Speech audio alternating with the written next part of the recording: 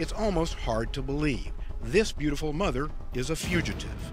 There's a nationwide hunt for Chelsea Cullen. Her smiling face is on this rogues gallery of the most wanted felons in the Atlanta area. Is she a serial killer? Is she a terrorist? Is she a bank robber? No, she's a preschool teacher charged with interstate interference with custody. Legalese for taking her toddler son out of the state. I would be gambling with my life and Lane's life. Who would protect him if I was gone? She claims the boy's father is so violent she had no choice but to escape. If I had ended up dead, they'd all be asking, why didn't she leave? But is this a case of a woman so scared she skips out of town with her child, or is it an elaborate plan to snatch custody away from the father? You don't poke the beast. You don't make him more mad. In an exclusive interview, Chelsea tells me she was in an abusive relationship with Michael Hamrick, the father of her little boy. The countless stories that I've heard before of women who did not believe the threats and they ended up dead. And so many women that say, one more day, just one more day, I'll leave him tomorrow. And there's no tomorrow, they die. A frantic Chelsea even repeatedly called 911 begging for help. I'm physically afraid for my life and my son. I need you to come here now. I'm not kidding. Please hurry. My name is Chelsea Cullen. Ma'am, you've already called on this. I know that it's coming. I need help. Please don't hang up the phone. Please don't hang up. I'm begging you. I'm begging you.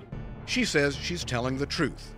But Gwinnett County District Attorney Danny Porter says the truth is that Chelsea is a liar. This is not a case of domestic violence. I don't know how many times I can tell you that. This is not. She is not telling the truth. There is no evidence. The DA says there's no evidence that Hamrick, a plumber, ever abused Chelsea or threatened her life. I'm not claiming he's a Boy Scout.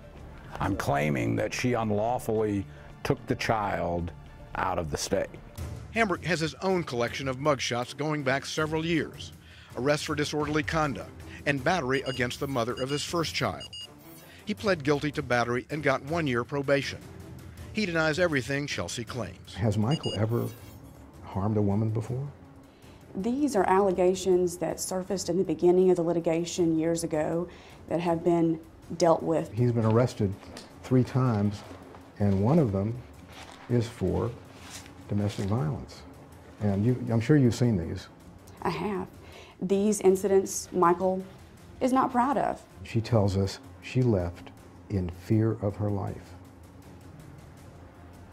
That's interesting that you've spoken to her, because this young lady is wanted as a fugitive across the United States. You've been in contact with a fugitive, and you've listened to this. The DA says his office is working 24/7 to bring Chelsea in. I even gave her my cell phone number, which is on 24 hours a day, and told her mother, have her call me and I will talk to her and I will tell her what her options are. And at that point, I was perfectly prepared to go back in and litigate it if she would just come back and bring the child back.